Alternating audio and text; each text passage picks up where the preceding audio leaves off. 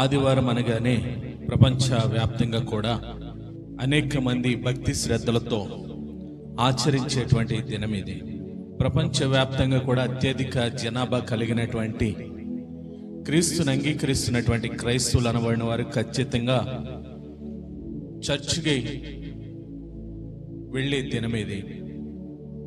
ప్రపంచవ్యాప్తంగా కూడా ఆదివారం దినాన్న అన్ని సంస్థలు అన్ని కంపెనీలు కూడా సెలవును ప్రకటించి ఇది ప్రభు దినంగా ముద్రించబడి ఖచ్చితంగా ప్రతి ఒక్కరు కూడా దేవుని సన్నిధిలో ఆరాధించడానికి విలువనిచ్చేటువంటి దినం ఇది.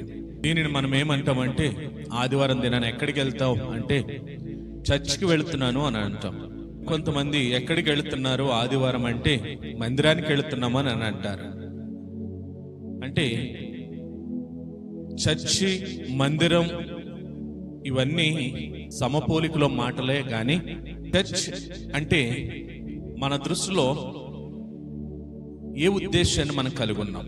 మీరందరూ కూడా ఎక్కడికి వచ్చారు?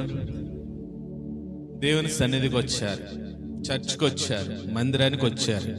ఎందుకు వచ్చారు? దేవుని ఆరాధించడానికి వచ్చామండి అని అంటారు.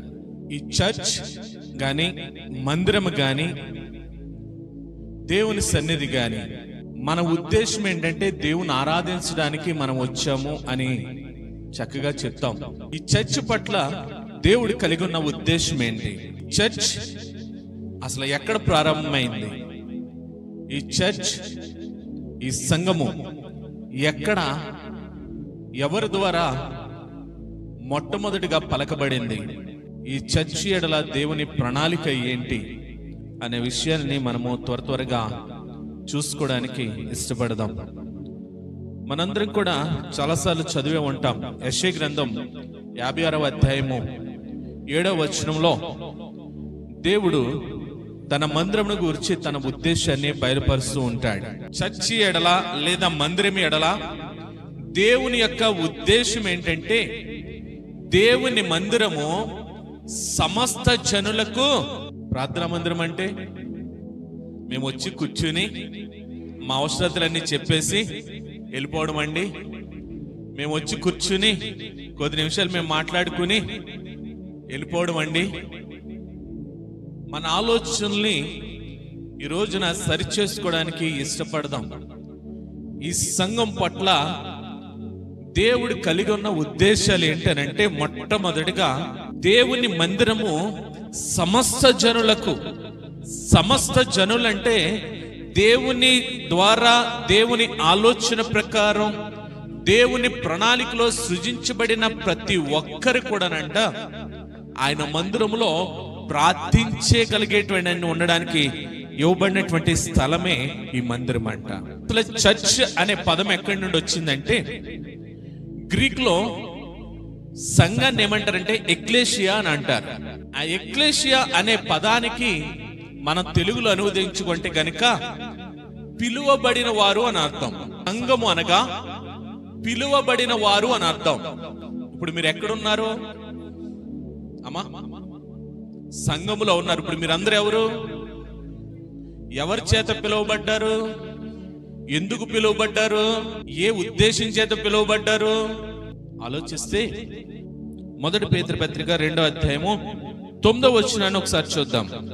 మీరు చీకటిలో నుండి ఆశ్చర్యకరమైన తన వెలుగులోనికి మిమ్మును పిలిచిన వాని గుణాతిశయములను ప్రచురము చేయు నిమిత్తము ఏర్పరచబడిన వంశమును రాజులైన యాజక సమూహమును పరిశుద్ధ జనమును దేవుని సొత్తు అయిన ప్రజలునై ఉన్నారు. దేవునికి స్తోత్రం.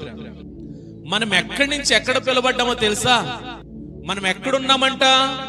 మనమంట కట్టిక చీకటి ఊబిలో ఉన్నామంట.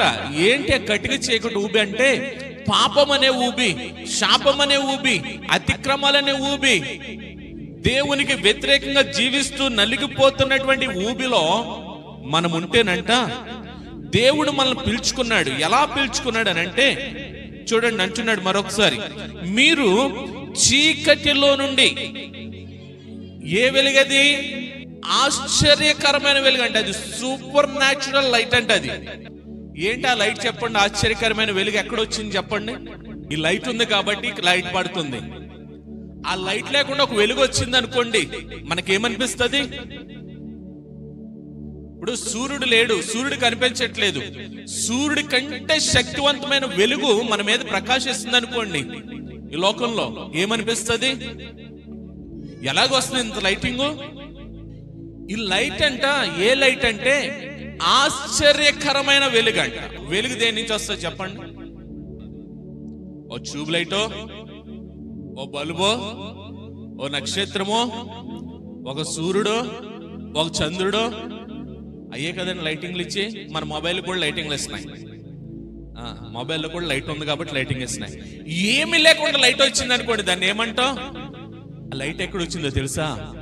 ఆది కాండం 1వ అధ్యాయం మొదటిలో సృష్టి ఆరంభంలో ఆ వెలుగు కలిగింది అక్కడ. దేవునికి స్తోత్రం. సూర్యుడు లేడు, చంద్రుడు లేడు, సృష్టి క్రమే లేదు. భూమి ఆకాశాలంట నీటి జలముల పైన అల్లాడుతుంటే, దేవుని ఆత్మ దానిపైన అల్లాడుతూ ఉంటే, భూమి అంతా కూడా చీకటితో కమ్ముకుని ఉంటే, దేవుడు వెలుగు కమ్మని పలుకగా సూర్యుడు ఉన్నాడు అక్కడ. దేవుడు ఏమైనా స్విచ్ చేశాడా అమ్మా? అది ఆశ్చర్యకరమైన వెలుగు. అది మనం ఇప్పుడు ఈ లైట్లు వేసుకుని లోపలికి వచ్చాం. ఈ లైట్లు లేకపోతే మనం ఏమంటాం? చీకటి. అదేం వెలుగంటే జీవము కలిగిన వెలుగంట. అది అదే అంటున్నాడు చూడండి. చీకటిలో నుండి ఆశ్చర్యకరమైన తన వెలుగులోనికి మిమ్మును పిలిచిన వాని. ఇప్పుడు ఆగండి ఒకసారి. ఇప్పుడు మీరందరూ ఎవరు? మనమందరం ఎవరు? ఆ వెలుగులోనికి పిలువబడిన వారు. ఆ వెలుగులోనికి పిలువబడిన వారు ఎవరంటే సంఘమై ఉన్నది. అది దేవునికి స్తోత్రం. ఏ వెలుగది? ఆశ్చర్యకరమైన వెలుగది. చూడండి ఏమంటున్నాడంటే, ఆ వెలుగులోనికి పిలిచిన వాని గుణాతిశయములను ప్రచురము చేయు నిమిత్తము. ఒకసారి ఆగండి. ఎందుకు పిలువబడ్డామంట వెలుగులోకి? ఎవరి గుణాతిశయములు? ఏ ఆశ్చర్యకరమైన వెలుగైతుందో ఆ వెలుగులోనికి మనల్ని పిలిచంట. ఆ వెలుగు ద్వారా ఆ గుణాల్ని మనం ప్రచురం చేయాలంట. ఎవరు? సంఘమైనటువంటి మనం. గుణాతిశయములను ప్రచురము చేయ నిమిత్తమును మనం ఏంటంటే ఇప్పుడు పిలువబడి ఏర్పరచబడిన వారమంట. మనం ఏర్పరచబడిన వంశమును. ఎవరంట అంటే రాజులైన యాజక సమూహం అంటే రాజులమంట మనం. 2 ఎవరమంట? యాజకులమంట మనం. దేవునికి స్తోత్రం. రాజులంటే ఎలా ఉండాలి చెప్పండి? మొఖం ఇలా పెట్టుకుని డల్లగా ఏమీ లేదండి మా దగ్గర అన్నట్టు ఉండాలా? రాజులకి ఏమైనా కొద్ది ఉంటుందా? మనం ఎవరమంటే దేవుని దృష్టిలో ఆ వెలుగులోనికి తీసుకొచ్చి ఆయన గుణాలు ప్రచురం చేసే వారమును, మనం ఒక ఏర్పరచబడిన వంశమును, రాజులైన యాజక సమూహమును, పరిశుద్ధ జనమును. ఆ చీకటిలో ఉన్నటువంటి మనల్ని వెలుగులోకి ఎప్పుడైతే తీసుకొచ్చాడో మనం ఎలా మార్చబడ్డామంటే పరిశుద్ధమైన జనముగా మార్చబడ్డామంట. దేవునికి స్తోత్రం. ఇంకా చూడండి, దేవుని సొత్తైన ప్రజలము. ఇప్పుడు ఎవరు కొనుక్కున్నారు మనల్ని? ఇప్పుడు ఈ ప్రాపర్టీ నాదంటాం కదా, ఈ ప్రాపర్టీ నాది. ఇప్పుడు మనం ఎవరికి ప్రాపర్టీ? చెప్పుకోండి, నేను దేవుని ప్రాపర్టీ అని చెప్పుకోండి. నేను దేవుని సొత్తు, నేను దేవుని సొత్తు. ఇప్పుడు నా అధికారి ఎవరో తెలుసా? నా అధికారి దేవుడు అన్నప్పుడు నేను ఎలా ఉంటాను? దేవుని సొత్తైన ప్రజలమై ఉన్నాము. మనం ఎవరమంటే పిలువబడిన వారము. దేవునికి స్తోత్రం. మనం ఎవరమంటే పిలువబడిన వారము. అసలు ఏంటండి ఈ చర్చ్ అంటే ఏంటండి? ఒకసారి ఎందుకండి ఈ చర్చి? అసలు ఈ చర్చిని గురించి దేవుడు ఎక్కడ ఉద్దేశం కలిగి ఉన్నాడండి అనేది చూస్తే చూడండి, మత్తయి సువార్త 16వ అధ్యాయం 13వ వచనం కాడి నుంచి చదువుకుంటూ వెళదాం. పేతురుతో మాట్లాడుతున్నాడు. పేతురుతో మాట్లాడుతుంటే నువ్వెవరు అంటే పేతురు కరెక్ట్ సమాధానం చెప్పాడు. ఇది నీకు దేవుడే బయలుపరిచాడు, ప్రజలు కాదు. ఇదిగో పేతురు, ఈ బండ మీద సంఘాన్ని కడతానన్నారు. ఎవరా? అక్కడ వ్యక్తిని చూపిస్తున్నారు. ఎవరా వ్యక్తి?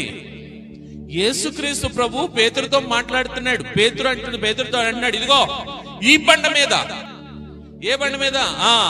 అపోస్తులందరూ కూడా నిర్ధారించారు. చాలా మంది అనుకున్నారు పేతురు అంటే పేతురు బండ అన్నాడు. అందుకని యేసయ్య ఏమంటాడంటే నువ్వు చిన్న రాయి అని అంటాడు పేతురుని. ఇక్కడ బండ అని క్రీస్తును సంబోధించుకుంటూ అంటున్నాడు కదా, ఇదిగో ఈ బండ మీద. ఏ బండ మీద? క్రీస్తు అనే బండ మీద ఏం కడతాను అంటున్నాడు? సంఘాన్ని కడతాను అంటున్నాడు. ఇప్పుడు ఈ సంఘం ఎవరి మీద కట్టబడింది? ఈ సంఘము క్రీస్తు అనే బండ మీద కట్టబడిందంట. ఈ సంఘము క్రీస్తు అనే బండ మీద కట్టబడితే ఎలా ఉంటుంది చూడండి. మరొకసారి చదవండి అన్నమాట. ఈ బండ మీద నా సంఘమును కట్టుదును, పాతాళ లోక ద్వారములో దాని ఎదుట నిలువ నేరవని నేను నీతో చెప్పుచూ ఉన్నాను. దేవునికి స్తోత్రం. ఇప్పుడు ఈ సంఘము క్రీస్తు అనే బండ మీద కడితేనంట మంచి శీతాకాలం పొద్దున్నే మంచి కూలింగ్ గడ్డి కట్టేసినటువంటి వాటర్ గాని డ్రింక్ అని తాగలమంటారా? మిట్ట మధ్యాహ్నం ఎండలో వచ్చి వేడివేడి కాఫీ తాగలమంటారా? ఈ క్రీస్తు అనే బండ మీద కట్టబడిన సంఘం ఎదుటంట ఆ గుమ్మం దగ్గర పాతాళ ద్వారాలు ఎలా ఉంటాయంట? ఇక్కడ మనకు పని లేదురా. ఎందుకో ఈ సంఘంలో ఎవరు కూడా మనకే దొరకట్లేదు. ఎవరు చెప్పుకుంటారు? అపవాది చెప్పిద్ది. ఎందుకు? వీళ్ళందరూ కూడా ఎవరి మీద కట్టబడ్డారు? క్రీస్తు అనే బండ మీద కట్టబడ్డారు. కాబట్టి ఇక్కడ మన ద్వారం తెరిచి ఉంచడం ఉపయోగం లేదు. వ్యాపారస్తులు ఉంటారు, వాళ్ళకి కొన్ని సమయాలు ఉంటాయి తెలుసా మీకు? వ్యాపారస్తులు మిట్ట మధ్యాహ్నం వస్తారా? మిట్ట మధ్యాహ్నం ఎందుకు రారో తెలుసా? వీళ్ళు డిస్టర్బ్ చేయకూడదు, వీళ్ళు తినేసి పడుకోవడమో లేకపోతే సీరియల్ టైమో, కాబట్టి ఈ టైంలో వ్యాపారం చేయకూడదని వాళ్ళు ఎక్కడో చోట మూలం కూర్చుంటారు. వాళ్ళ వ్యాపారం టైం ఏంటంటే తెలుసా? ఉదయమో సాయంత్రమే. ఎందుకంటే ఈ టైంలో మనం కేకే కానీ వినపడి వెంటనే పరిగెత్తుకుని వచ్చి కొంటారని. మధ్యాహ్నం మట్లు ఏం చేస్తారు? టీవీల ముందు అతుక్కుపోయి మనం వేసే కేకలు కూడా వినపడవు అనుకుంటారు. ఇక్కడ దేవుడు అంటున్నాడు, యేసే అంటున్నాడు చూడండి, క్రీస్తు అనే బండ మీద కట్టబడినటువంటి సంఘము అంట దాని ముందు పాతాళ లోక ద్వారాలో తెరవబడవంట. ఎందుకంటే దానికి ఇక్కడ పని లేదు. ఒకసారి అడుగుతున్నాను, ఇది క్రీస్తు అనే బండ మీద కట్టబడిన సంఘమా? క్రీస్తు అనే బండ మీద కట్టబడితే గనక ఇక్కడ ఎవరు కూడా పాతాళ లోక ద్వారాలు అంటే ఎవరు పాపం చేయరు, పాప ఆలోచనలు చేయరు, తలంపులు ఉండవు, దేవునికి వ్యతిరేకమైన కార్యాలు ఉండవు. ఎందుకంటే అపవాదికి వారి అవకాశాన్ని ఎవరు? ఆ క్రీస్తు అనే బండ మీద కట్టబడే సంఘములో ఉన్నటువంటి వారంట నరకానికి వెళ్ళారంట. ఇప్పుడు చెప్పండి, ఇది క్రీస్తు అనే బండ మీద కట్టబడిందా? కట్టబడలేదా? కట్టబడిందా? కట్టబడితే ఎలా ఉండాలా? క్రీస్తుని పోలే నడుచుకోవాలి. మనం క్రీస్తు మార్గములోనే మనం నడవాలి. చూడండి ఇంకేమంటున్నాడు అక్కడ, పరలోక రాజ్యం యొక్క తాళపు చెవులు నీకు ఇచ్చేదను, నువ్వు భూలోకమందు దేనిని బంధించదువో అది పరలోకమందునో బంధింపబడును, భూలోకమందు దేనిని విప్పిదువో అది పరలోకమందునో విప్పబడునని అతనితో చెప్పాను. దేవునికి స్తోత్రం. సంఘము ఎక్కడ కట్టబడాలంటే క్రీస్తు అనే బండ మీద కట్టబడాలంట. అది దేవుని యొక్క చిత్తం అంట. అది చాలా మంది ఏమంటారు తెలుసా? ఆ చర్చి మేమే కట్టించామండి. ఎవరు కట్టించారు? ఆ చర్చి స్థలం మేమే ఇచ్చామండి, ఆ చర్చికి మేమే కట్టామండి, ఆ చర్చి అంతా కూడా మా కష్టార్జితం అండి అంటారు. చర్చి ఎక్కడ కట్టబడాలా? అది నీ స్థలమా నా స్థలమా కాదు. అది ప్రతిష్ఠించబడిన తర్వాత అది ఎవరిదంటే దేవునిదే. ఆ క్రీస్తు అనే బండ మీదే కట్టాలి. చాలా మంది అంటారు, అబ్బో మా ఫ్యామిలీ చర్చికి ఇప్పటి నుంచి కాదండి, ఎప్పటి నుంచో తెలుసా, మేమే మూల స్తంభాలండి అంటారు. ఏం స్తంభాలంట? వాళ్ళు మూల స్తంభాలంట. దేనికి? వాళ్ళే మూలరాయంట. ఒక చర్చికి వెళ్తే అలాగే అన్నారు. ముసలావిడంట, చాలా ముసలావిడ అక్కడ కూర్చుని ఉంటే పాస్ గారు ఆవిడే మూలరాయండి అన్నాడు. ఎవరంట? ఆ ముసలం మూలరాయి అంట. ఆ చర్చికి మనుషులు మూలరాయిగా ఉంటే అది బండ మీద కట్టబడిన సంఘము కాదు. అందుకని ఎఫెసీ పత్రిక 2:20 అంటాడు కదా, ఇక్కడ కట్టాలంటే సంఘము క్రీస్తు అనే బండ మీద కట్టాలి. ఆ సంఘానికి మూలరాయి ఏమై ఉండాలంటే క్రీస్తు మూలరాయి అయి ఉండాలి, అంతేగాని మనం ఎవరం కాదండి. దేవుని ఉద్దేశము సంఘం పట్ల ఆ బండ మీద కట్టబడాలి. ఆ బండానికి మూలరాయి ఎవరై ఉండాలంటే క్రీస్తు అయ్యి ఉండాలి. దేవునికి స్తోత్రం. అసలే ఈ చర్చ్ అనగా ఇందాక మనం చూచాం పిలువబడిన వారు. ఇంకొంచెం లోతుకి వెళ్దాం. చూడండి, రోమీయులకు రాసిన పత్రిక 1వ అధ్యాయం 1 నుంచి చూద్దాం. ఎవరు రాస్తున్నారు పత్రిక? అపోస్తలుడైనటువంటి పౌలు రోమా సంఘానికి పిలుస్తున్నాడు. తనను తను పరిచయం చేసుకుంటున్నాడు. ఏమని పరిచయం చేసుకుంటున్నాడు తెలుసా? ఇదిగో యేసుక్రీస్తుకి నేను ఎవరిని?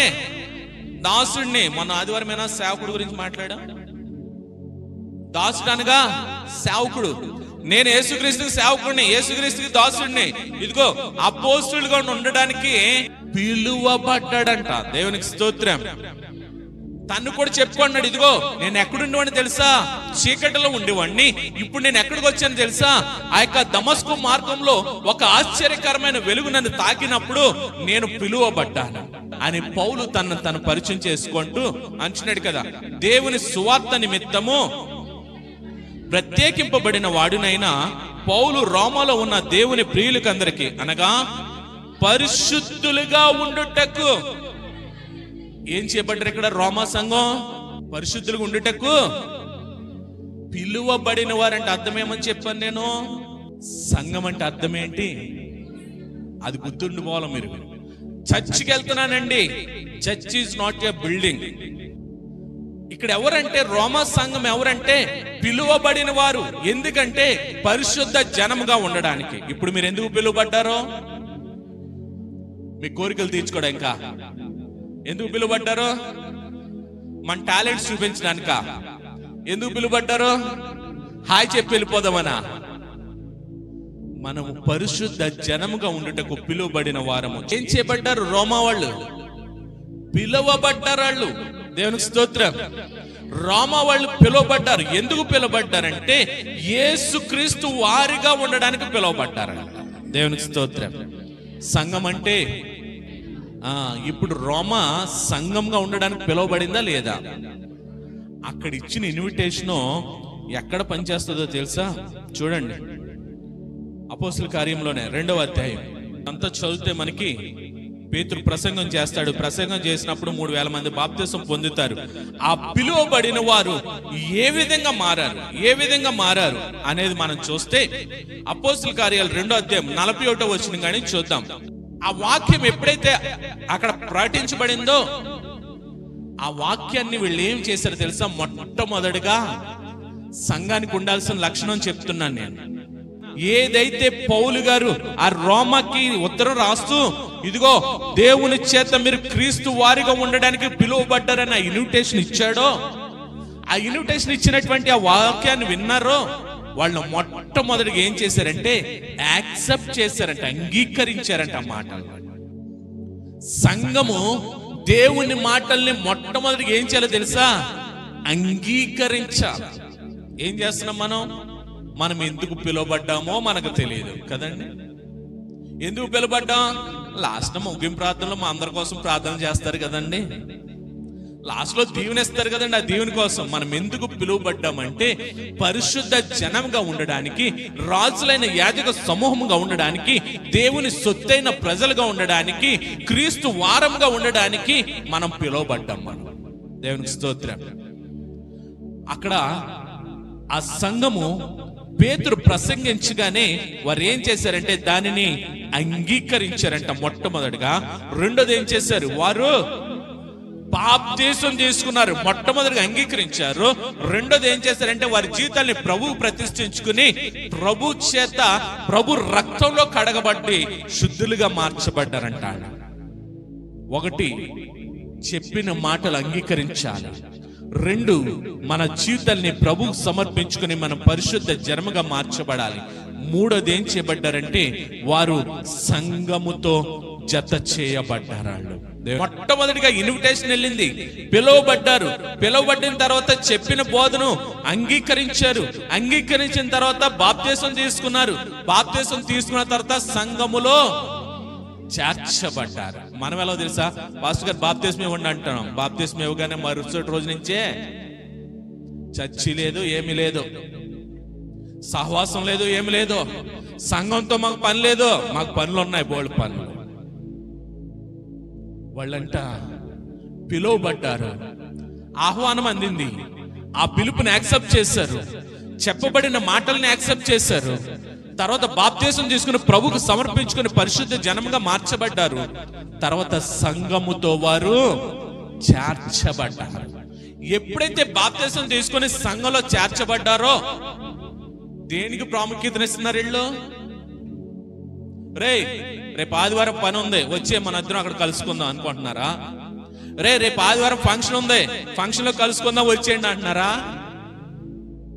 దేనికి ప్రాధాన్యత ఇచ్చారు వీళ్ళు?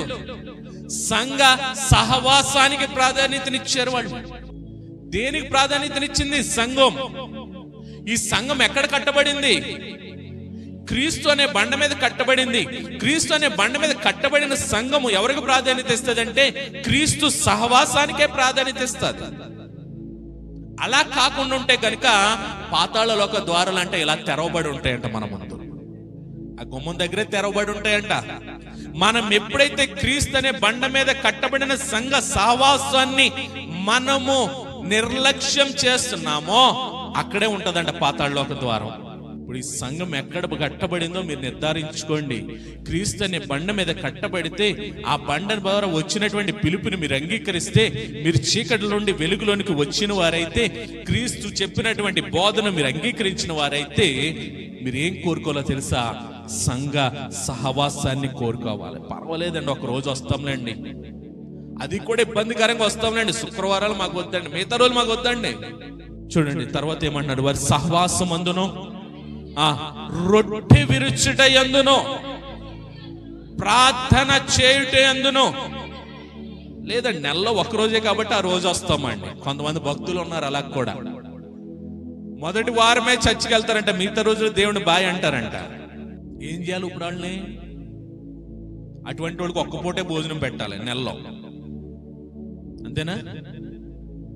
వీళ్ళు ఎప్పుడైతే ప్రభుని యాక్సెప్ట్ చేస్తారో, ఆ పరిశుద్ధ జనంగా మార్చబడ్డారో, వారు చేసినటువంటి మార్పులు ఏంటంటే సంఘ సహవాసాన్ని విడిచిపెట్టలేదంట, రొట్టె విరిచడం విడిచిపెట్టలేదంట, ప్రార్థన చేయటం మానక ఎడతెగక ఉన్నారంట వాళ్ళు. దేవునికి స్తోత్రం.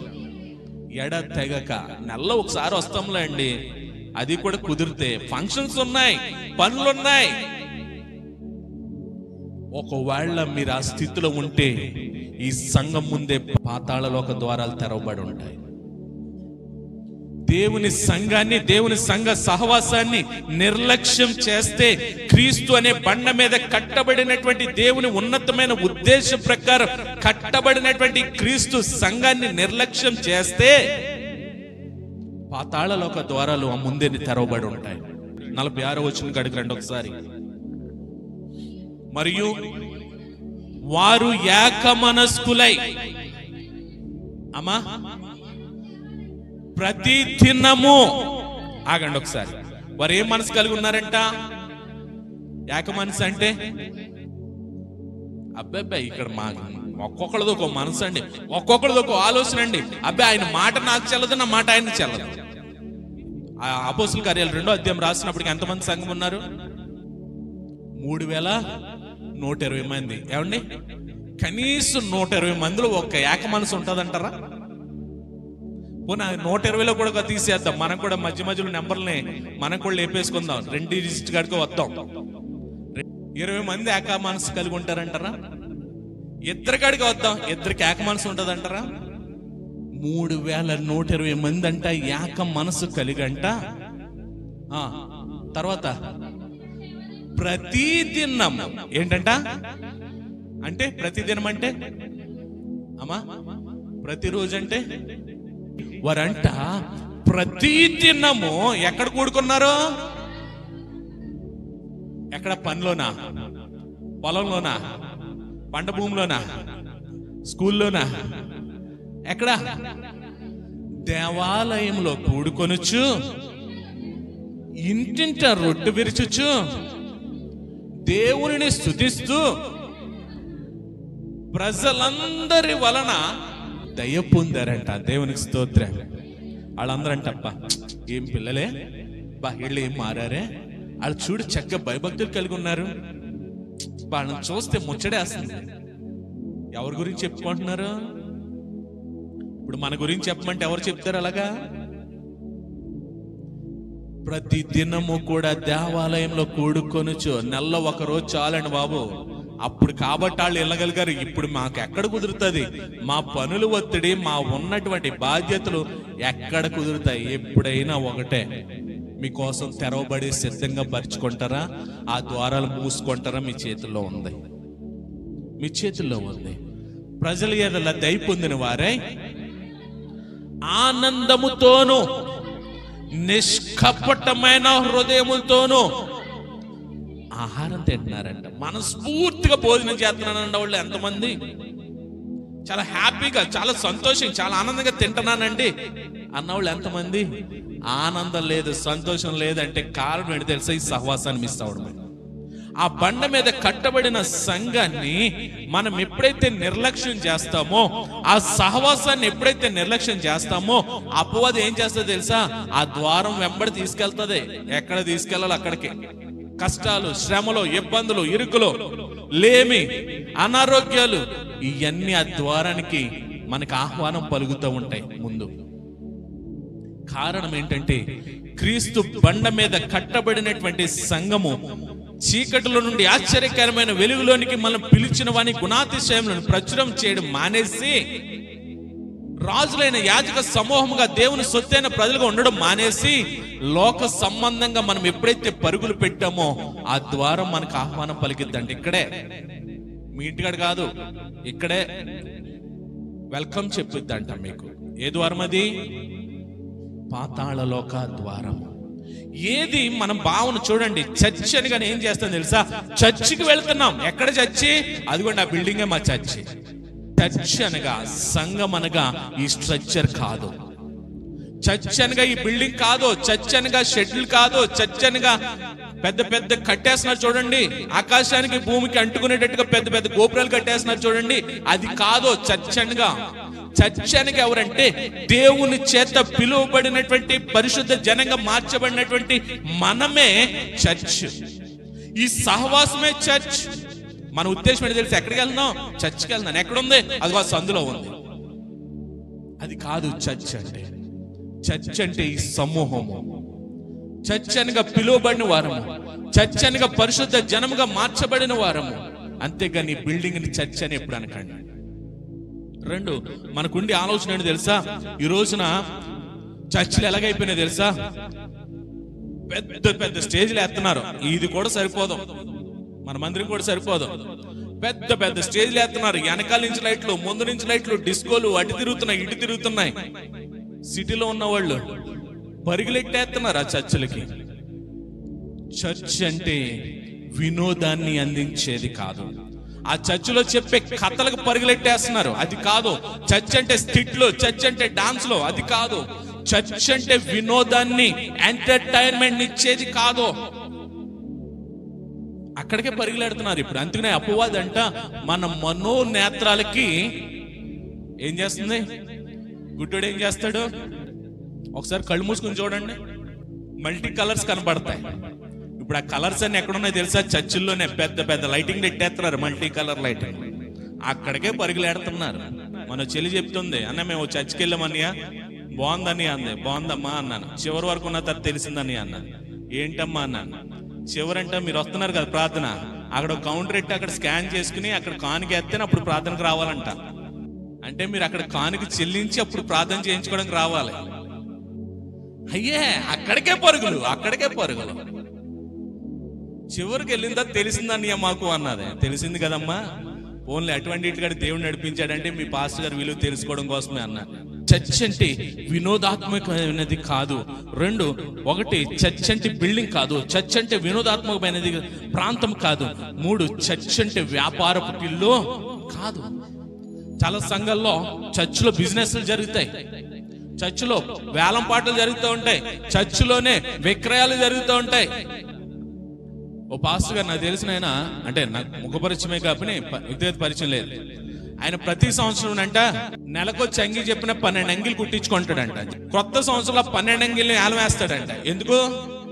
అయ్యగారి యాజక వస్త్రం, అయ్యగారి యాజక వస్త్రం, యాజక వస్త్రాన్ని పాట పెడతాడంట. ఎందుకు? మళ్ళీ కొత్త బట్టలు వచ్చేస్తాయి సంవత్సరానికి, ఇంకో సంవత్సరానికి మళ్ళీ కొత్త అంగిలు వచ్చేస్తాయి. ఈ పాత అంగిల్ని పడేయలేక, ఈ పాత అంగిలు పడేస్తే ఉపయోగం ఏంటి? కాబట్టి అయ్యగారి యాజక వస్త్రాలు వేలం పాట అంటారంట. ఇది జనవరి నెల వస్త్రము, ఇది ఫిబ్రవరి నెల అంగి, ఇది మార్చి నెల అంగి. ఒక్కో అంగి ఇంచుమించు 2 లక్షలకి వెళ్తుందంట. ఇలా ఉన్నాయి చర్చిలంటే బిజినెస్. లేదంటే ఇంకో మనం కూడా స్కీమ్ పెట్టుకుందాం, మీరు మెంబర్షిప్ తీసుకోండి, మీ బర్త్డేకి కేకులు పంపిస్తాం. మీరు మెంబర్షిప్ తీసుకోండి, మీకు ప్రతి నెల యెరూషలేము నుంచి తెచ్చిన ఆలివ్ ఆయిల్ ఇస్తాను. వ్యాపారం వ్యాపారం వ్యాపారం. మా ఖర్చులు కొనుక్కోండి, ఇది వెళ్ళి ఏం లేదు, మీరు మీదేస్తే చాలు, చచ్చిపోయిన వాళ్ళు ఇస్తాడు. ఎలాగైపోయిందంటే చర్చి యొక్క రూపం మారిపోయింది. చర్చ్ అంటే ఒక ఎంటర్టైన్మెంట్, చర్చ్ అంటే ఒక బిజినెస్. చర్చికి రాకపోతే మీరు ఎందుకు రాలేదు ఈ రోజున? మాకు కారణం తెలియాలి. వేరే చర్చిలకి ఏమైనా వెళ్ళారా? అయ్యగారు మిమ్మల్ని అడగమన్నారు. చర్చ్ వ్యాపారపు ఇల్లు కాదు.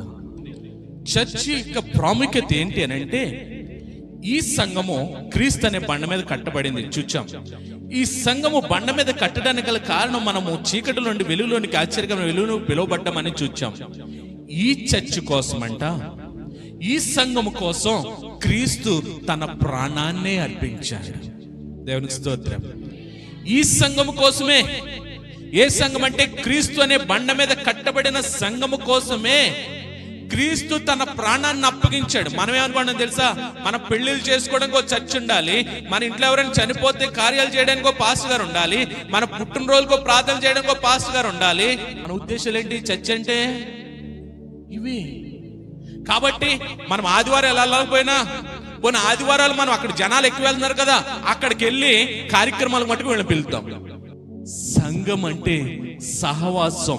పిలువబడిన వారు క్రీస్తు సహవాసంలో ఏక మనసుతో, ఏకాత్మతో ప్రభుని ఆరాధించడానికి పిలువబడిన వారు మనం. ఈ సహవాసం రాకుండా కార్యక్రమాలకేమో ఈ పాస్టర్ గారు కావాలి, అక్కడ జనం ఎక్కువ ఉన్నారు కాబట్టి మనం ఆ సహవాసానికి వెళ్ళాలి. ఏ సహవాసం అని చెప్తారు?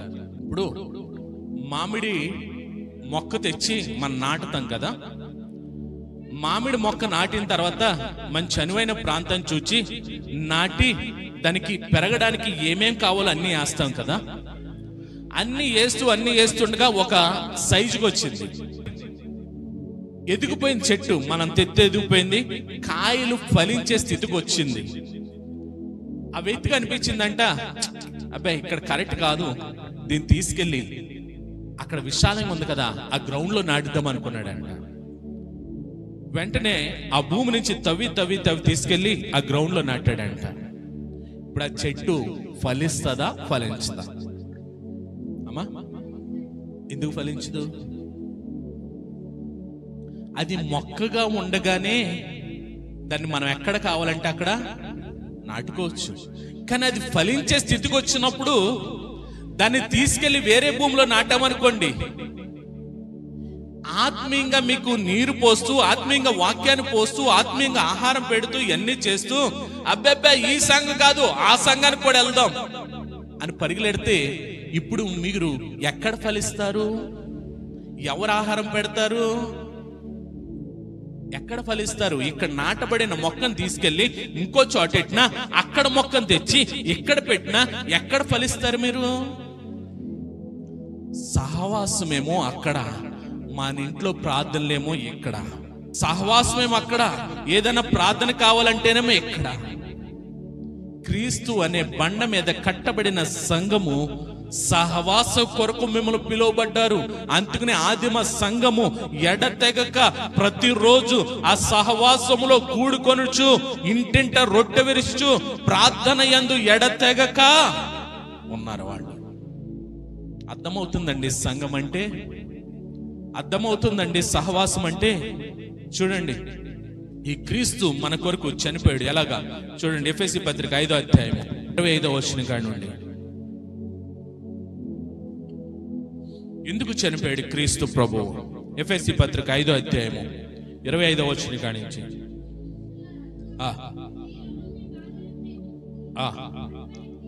క్రీస్తు కూడా సంఘమును ప్రేమించి, ఆగండి, క్రీస్తు సంఘాన్ని ఏం చేస్తున్నాడంట?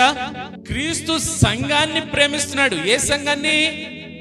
ఆయన బండ మీద కట్టబడిన సంఘాన్ని, ఆ వెలుగులోనికి వచ్చినటువంటి సంఘాన్ని, ఆ సహవాసం కలిగినటువంటి సంఘాన్ని ప్రేమించి, మనలోనంట ఏ మలినము గాని, ఏ కీడు గాని, ఏ హాని గాని, ఏ పాపం గాని, శాపం గాని, అనారోగ్యం గాని ఏమి ఉండకుండానంట ఆయన ఎలా మార్చాడంటే, ఎందుకు వాక్యంతో ఉదక స్నానం చేస్తున్నాడు?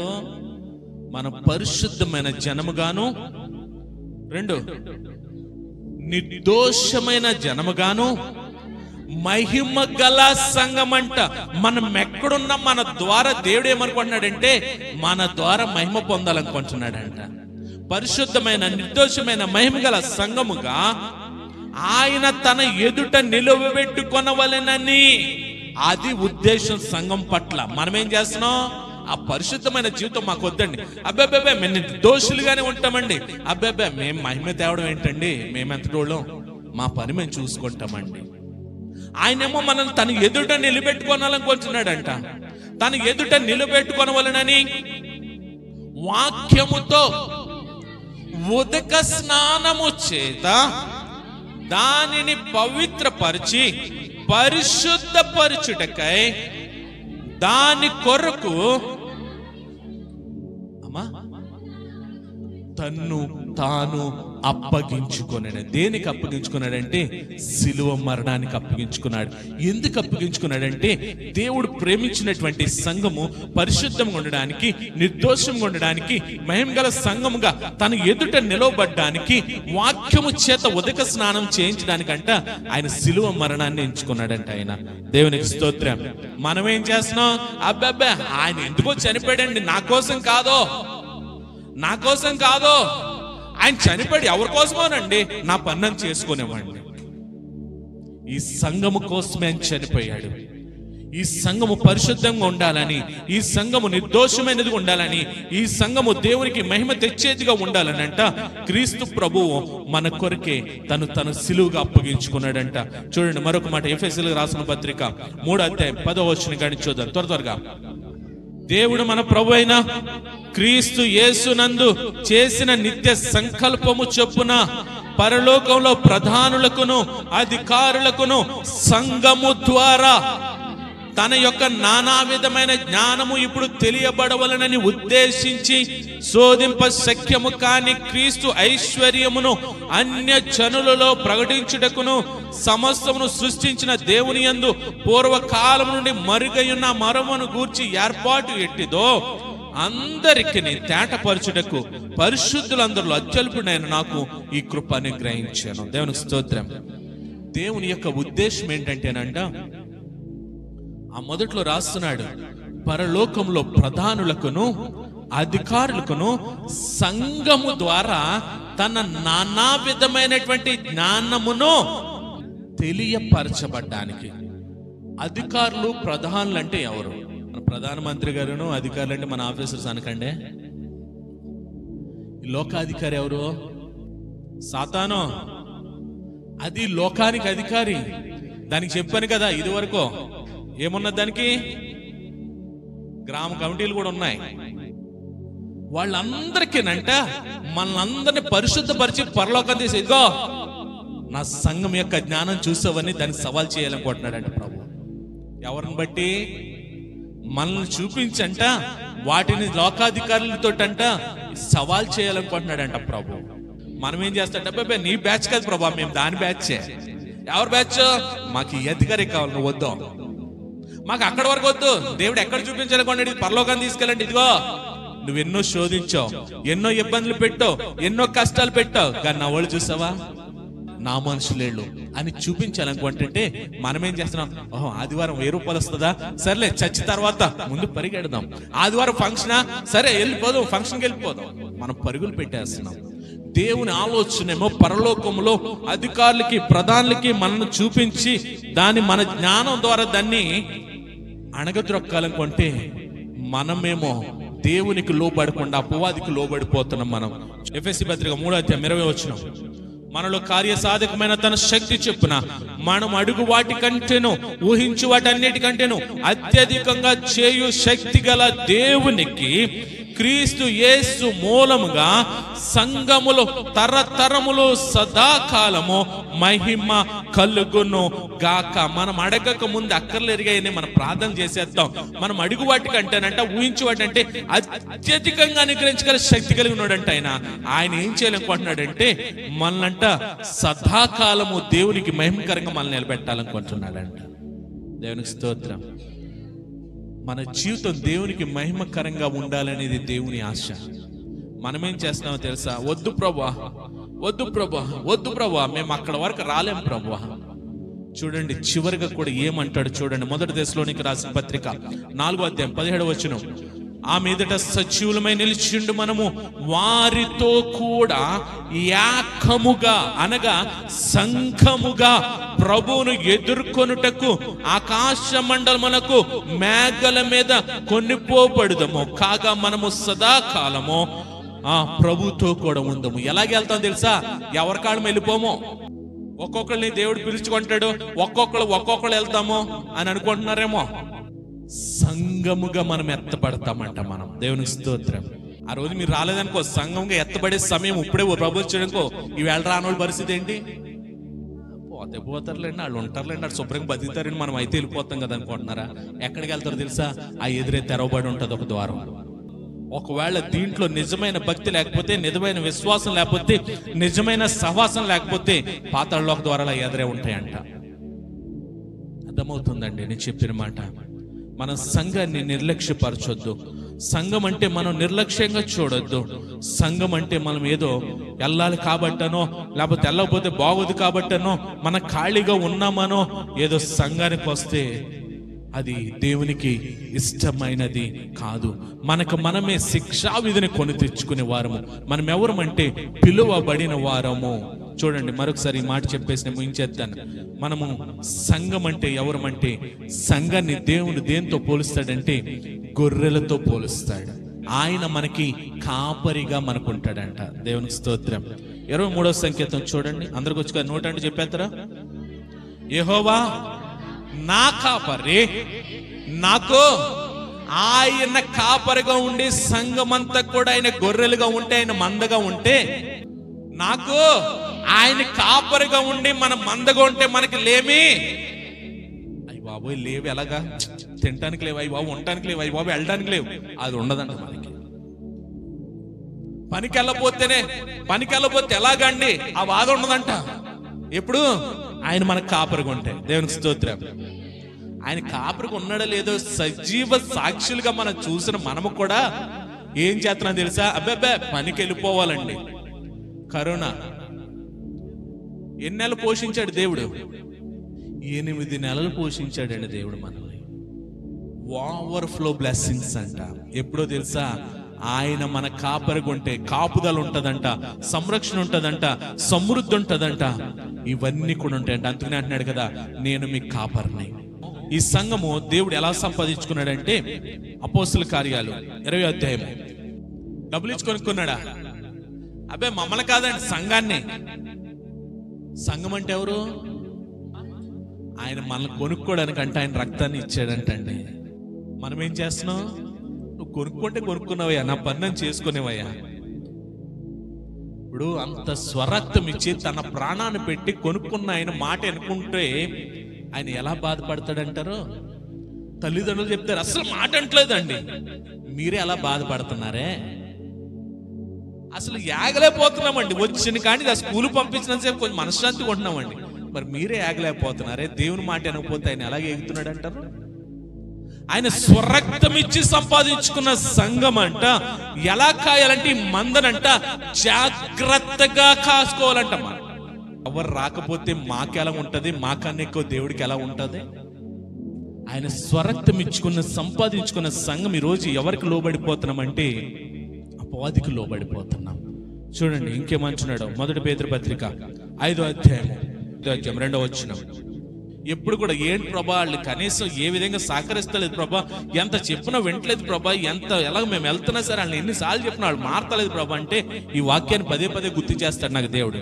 ఏంటో చూడండి మరొకసారి, బలిమి చేత కాక దేవుని చిత్త ప్రకారము ఇష్టపూర్వకముగాను దుర్లాభాపేక్షతో కాక, డబ్బాశ గాని అటువంటి ఆశలతో కాక సిద్ధ మనసుతోనో మీ మధ్యనున్న దేవుని మందను పై విచారణ అనగా కాయుట కొరకు దేవుడు వెళ్ళమంటున్నాడు మమ్మల్ని. దేవునికి స్తోత్రం. అందుకనే ఈ సంఘాన్ని మేము ఎలా కాస్తున్నాం తెలుసా? ఎప్పటికప్పుడు మీ యోగక్షేమాలు తెలుసుకుంటూ, ఎప్పటికప్పుడు మీరు ఎక్కడున్నారు, ఎందుకు రాలేదు, ఇవన్నీ తెలుసుకుంటూ. ఎందుకో తెలుసా? ఈ వాక్యాన్ని బట్టి. సంఘం అంట తప్పిపోకూడదంట, మందంట తప్పిపోకూడదంట. ఎందుకంటే కాపరి ఎలాగ ఉండాలని చెప్తున్నాడు చూడండి. యోహాను సువార్త 10వ అధ్యాయము 15వ వచనం, తండ్రి నన్ను ఎలాగూ ఎరుగునో నేను తండ్రిని ఎలాగూ ఎరుగుదునో అలాగే నేను నా గొర్రెలను ఎరుగుదును, నా గొర్రెలు నన్ను ఎరుగును, మరియు గొర్రెల కొరకు నా ప్రాణము పెట్టుచు ఉన్నాను. దేవునికి స్తోత్రం. మీ పాస్టర్ గారు ఎవరో తెలుసా అన్నాను. తెలీదా? తెలుసా? మీ పాస్టర్ గారు మీరు తెలుసా? సేవకుడికి సంఘానికి మధ్యన అది ఉండాలి. మనం ఏం చేస్తాం? అక్కడ కలర్ఫుల్ లైటింగ్ లో, డిస్కో లైటింగ్ పెట్టి ఆయన పెద్ద షూట్ వేస్తున్నాడండి, కొన్ని వేల రూపాయల షూట్, మంచి మ్యూజిక్లతో దడదడలు ఆడేస్తున్నారండి, అబ్బా ఏం డాన్స్ అయిపోతున్నారండి. వాక్యం లేకపోయినా పర్లేదండి, విస్తారమైన జనం వెళ్తున్నారు. అక్కడ కూడా నేను ఒక్కడికి వెళ్తే ఆ గుర్తింపు వస్తే చాలు. ఏ చర్చికి వెళ్ళావు? ఆ పెద్ద చర్చికి వెళ్ళాను. ఆ కాపరికి సంఘం తెలుసా? ఆ సంఘాన్ని ఆ కాపరి ఎరుగుదురా? ఏమంటున్నాడు మరొకసారి చదవండి. తండ్రిని నన్ను ఎలాగ ఎరుగునో నేను తండ్రిని ఎలాగ ఎరుగుదునో, ఒకరికొకరు ఎలాగ ఎరుగుదామో, ఒకరి భావాలు ఒకరికి ఎలా తెలుస్తాయో, ఒకరి యొక్క విలువలు ఎలా తెలుసుకుంటామో, అలాగే నా గొర్రెలు నన్ను ఏం చేయాలంట? నేను నా గొర్రెలను ఎరుగుదును, నా గొర్రెలు కూడా నన్ను ఎరుగుదును. కాబట్టి నేను ఏం చేస్తాను తెలుసా? వాటి కోసం నేను ప్రాణమైనా పెడతాను. మనం ఏం చేస్తాం? లేదండి, అక్కడికి వెళ్ళాలండి కనీసం. చూడండి ఇంకేమంటున్నాడు ఆ గొర్రెల కోసం. ఎందుకు ఆ గొర్రెలకి అంత విలువిస్తున్నాడు? 10వ అధ్యాయంలో 28వ వచనం చూడండి. సంఘం పట్ల దేవుని ఉద్దేశం ఏంటంట? నిత్య జీవం ఇవ్వడం అంట. దేవునికి స్తోత్రం. నిత్య జీవం అంటే అక్కడ మరణం ఉండదు, చావు ఉండదు, రోగం ఉండదు, బాధ ఉండదు, కష్టం ఉండదు, నష్టం ఉండదు, లేముండదు, కొదువు ఉండదు. అటువంటి జీవంలోనికంట సంఘాన్ని నడిపించాలనుకుంటున్నాడంట ప్రభు. అవి ఎన్నటికి నశింపవో, హెచ్చు తగ్గులుండవు, ఎప్పుడు కూడా సమృద్ధిలోనే ఉంటారో. తర్వాత ఎవడును వాటిని నా చేతిలో నుండి ఎప్పుడు అపహరింపడో. రాత్రి అనుకుంటా ఒక వీడియో చూశాను నేను. ఒక సీసీ కెమెరా పెట్టారు, 3 మేకలు ఉన్నాయి. ఇద్దరు గేట్ దూకేసి వచ్చి 2 మేకల్ని గేట్ గోడ అవతలకి దాటించేశారు.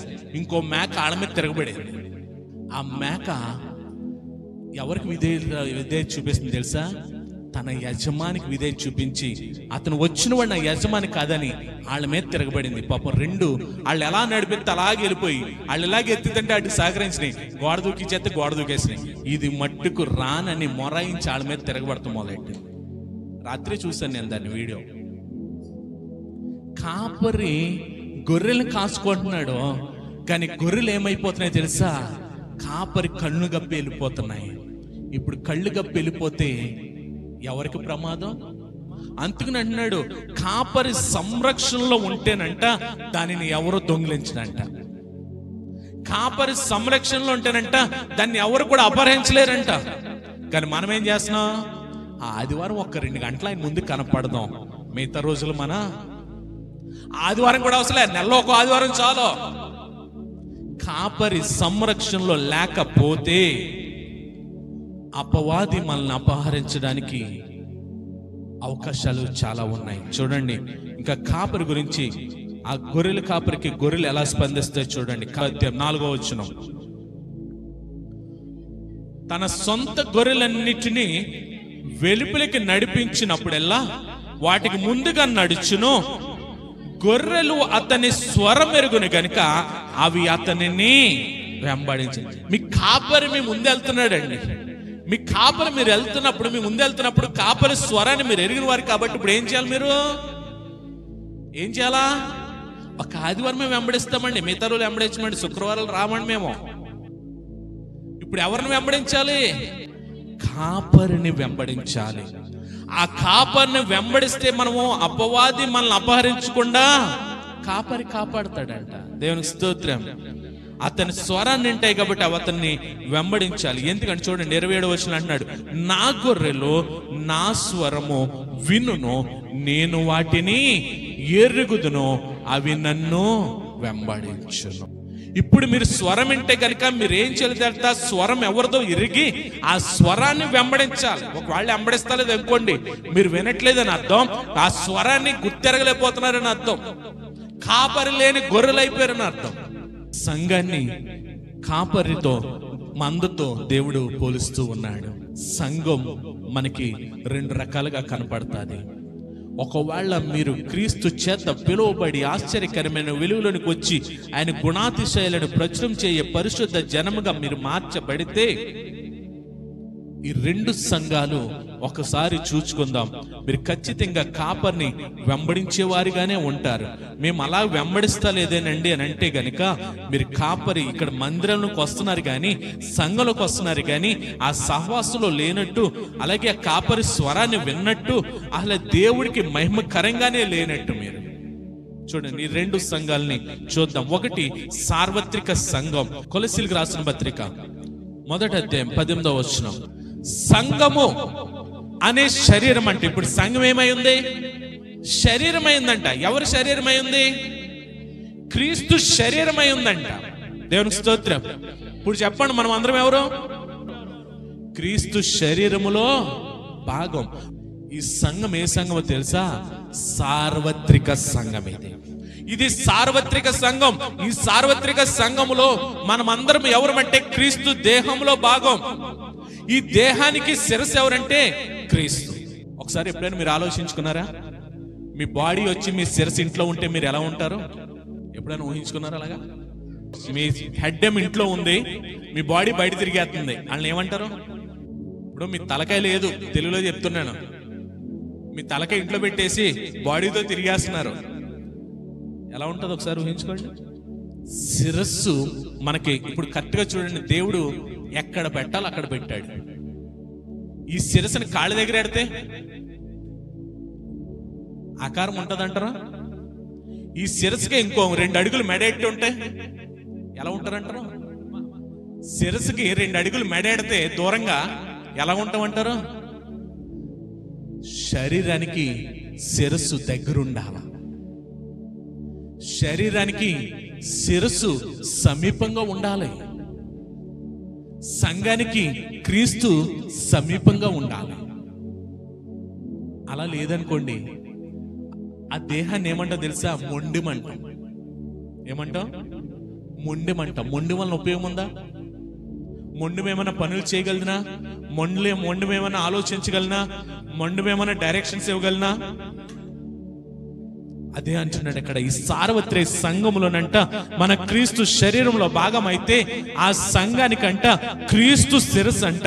ఈ శరీరానికి శిరస్సు సమీపంగా ఎలా ఉంటుందో సంఘానికి కూడా క్రీస్తు సమీపంగా ఉండి, ఈ క్రీస్తు ఆలోచన చెప్పిన క్రీస్తు నడిపించే మార్గంలోనంట ఈ సంఘం నడుచుకోవాలంట. అది సార్వత్రిక సంఘం. 2వ సంఘం ఏంటంటే 1 కొరింథీయులకు రాసిన పత్రిక 1వ అధ్యాయం 2వ వచనం. అది ఇక్కడ కనపడుతున్న సంఘం ఏంటంటే స్థానిక సంఘం. చెప్పుకున్న సంఘం సార్వత్రిక సంఘం. ఇప్పుడు చెప్పుకున్న ఇక్కడ కొరింథీ సంఘం దగ్గర మన సంఘాన్ని పేరెట్టుకుంటే ఎవరైతే పరిశుద్ధపడినటువంటి జనాంగం ఉన్నారో వీళ్ళందరూ ఎవరంటే స్థానిక సంఘం అంట. ఈ స్థానిక సంఘం ఎలాగ ఉండాలని చెప్తున్నాడు చూడండి. అనగా క్రీస్తు యేసునందు పరిశుద్ధపరచబడిన వారై పరిశుద్ధులుగా ఉండుటకు పిలువబడిన వారికిని మనకు నువ్వు ప్రభువుగా ఉన్న మన ప్రభు అయిన యేసు క్రీస్తు నామమున ప్రతి స్థలములో ప్రార్థించు వారందరికీ శుభమని చెప్పు రాయనని. ఈ స్థానిక సంఘం ఎక్కడ కలుస్తుంది అంటే సార్వత్రిక సంఘంలో కలుస్తుంది. ఈ స్థానిక సంఘం వెళ్ళి సార్వత్రిక సంఘంలో కలుస్తుంది. అప్పుడు ఆ సంఘానికి పరిపూర్ణత వస్తుంది. ఆ సంఘం అంతా ఎక్కడ ప్రభుని స్తుతిస్తుందంటే, ఆ సార్వత్రిక సంఘం ఎక్కడికి ఎత్తబడుతుందంటే పరలోకానికి ఎత్తబడతాది. ఈ సంఘం పట్ల దేవుడు అంతటి ఉద్దేశాన్ని కలిగి ఉంటే ఈ సంఘాన్ని మనం నిర్లక్ష్యం చేస్తున్నాం. ఈ సహవాసాన్ని మనం నిర్లక్ష్యం చేస్తున్నాం. సంఘం అంటే క్రీస్తు అనే బండ మీద కట్టబడి పాతాళ దోక ద్వారాలు మూయబడి మనల్ని ఎల్లప్పుడూ కూడా ఆయన గొప్ప చేయడానికి, ఆయన నామాన్ని మహిమపరచడానికి రాజులైన యాజక సమూహంగా ఏర్పరచబడి మన కోసం తన రక్తాన్ని కలువరి శిలువలో మన కొరకు ఆయన కార్చి మనల్ని కొనుక్కుంటే ఈ సంఘాన్ని, సంఘ సహవాసాన్ని, సంఘ విశ్వాసంలో ఉండాల్సిన మనము సంఘాన్ని నిర్లక్ష్యం చేసి తిరుగుతున్నాం. ఈ స్థానిక సంఘాన్ని ప్రభు తన కాపరిగా ఉండి నడిపించుకుంటూ, ఈ సంఘాన్ని ఎల్లవేళలా మనం చేసే ప్రతి అడుగులోనైనా మనకు తోడుంటూ నడిపించుకుంటూ మనల్ని కాపాడుతూ ఉంటే దాన్ని నిర్లక్ష్యం వహిస్తూ మనము సంఘం అంటే చులకన భావం. పాస్టర్ గారికి ఖాళీ లేదు, పని పాట లేదు కాబట్టి వాళ్ళు వస్తున్నారు. పాస్టర్ గారికి పని ఏముందండి, వాళ్ళ పనే అది కాబట్టి వాళ్ళు వస్తున్నారు. మనకి ఇదే పనా? మన బయట బోల్డ్ పనులు ఉన్నాయి. మనకి సంఘాన్ని నిర్లక్ష్యం చేస్తే, సహవాసాన్ని నిర్లక్ష్యం చేస్తే, ఆదిమ సంఘము ప్రతిరోజు ఇంటింట కూడుకొనుచు, ఇంటింట రొట్టె విరుచు, ప్రార్థన యందు ఎడతెగక వారు ఉన్నారు. కాబట్టి వారి జీవితంలో ఆనందంతో, నిష్కపటమైన హృదయముతో వారు ఆహారాన్ని పుచ్చుకుంటూ వచ్చారు. ఈరోజు అడుగుతున్నాను, ఎంత కష్టపడి కూడా నేను ఒక్క రూపాయి కూడా హాస్పిటల్ పెడతలేదండి అన్నవాళ్ళు చెప్పండి. ఆదిమ సంఘములో ఎక్కడైనా సరే వాళ్ళు హాస్పిటల్ పాలయ్యారు, వాళ్ళు అనారోగ్యంతో చనిపోయారని ఎక్కడైనా మనకు కనపడుతుందా? కారణం ఏంటంటే మనం ఎవరికి లోబడిపోతున్నామంటే, గొర్రెలుగా కాపరి స్వరాన్ని, కాపరిని వెంబడించాల్సినటువంటి మనము త్రోవ తప్పిన గొర్రె వలె మన లోకాన్ని వెంబడిస్తూ తిరుగుతున్నాం. ఈ సంఘము క్రీస్తు శరీరంలో భాగము, క్రీస్తు శిరస్సుగా అంగీకరించాల్సినటువంటి ఈ సంఘము శిరస్సు లేని సంఘముగా, శిరస్సు లేనటువంటి వ్యక్తిగతమైనటువంటి దుర్లభాలకు మనం పాలైంది లోకాన్ని వెంబడిస్తూ ఉన్నాం. కానీ ఈరోజు ఈ సంఘం యొక్క విలువను గుర్తెరగాలి. ఒకవేళ మనం సంఘం అంటే నిర్లక్ష్యం వహిస్తే గనుక అంటున్నాడు, క్రీస్తు అనే బండ మీద కట్టబడినటువంటి సంఘం ఎదుటంట పాతాళ లోక ద్వారాలు నిలువబడవంటాయి. ఒకవేళ క్రీస్తు అనే బండ ప్రకారం, క్రీస్తు ఆచరణ ప్రకారం మనం జీవించలేకపోతే దీని ఎదుటి ఆ ద్వారము తెరిచి ఉంచబడతాది. నిర్ణయం మన చేతిలోనే ఉంది. ప్రార్థన చేద్దాం. ప్రేమ కలిగిన మా తండ్రి, నీ కొందనాలయ్యా. నన్ను సంఘముని గురించి మాట్లాడిన ప్రతి మాటలను కూడా తండ్రి మేము నిర్లక్ష్య పెట్టేవారుగా కాకుండా ఈ మాటలను తండ్రి మేము అంగీకరించేవారు. ఆదిమ సంఘం ఏ రీతిగా అయితే తండ్రి ఆహ్వానాన్ని అందించిందో, నన్న బోధను అంగీకరించిందో, బాప్తిస్తాలకు సిద్ధపడి ప్రభా సహవాసములో నన్ను వారు భాగమయ్యారు. మేమును కూడా తండ్రి నీ మాటలను అంగీకరించి నీకు లోబడి నన్ను సంఘ సహవాసంలో ఎడతెగక మేమును కూడా జీవించే కృప మా అందరికి దయచేయమని ఈ వాక్యమును బట్టి తండ్రి ప్రతి ఒక్కరిలో కూడా తండ్రి నన్ను నీ వాక్కు ద్వారా ఎన్కౌంటర్ కావాలి ప్రభా. ఈ వాక్కు ద్వారా ప్రతి ఒక్కరితో మాట్లాడమని మేము విశ్వసిస్తూ వారు చేసుకున్న తీర్మానాలను బట్టి వారి జీవితంలో మీరు జరిగించి మహిమ పొందమని యేసు నామములో ప్రార్థిస్తున్నాం తండ్రి. ఆమేన్.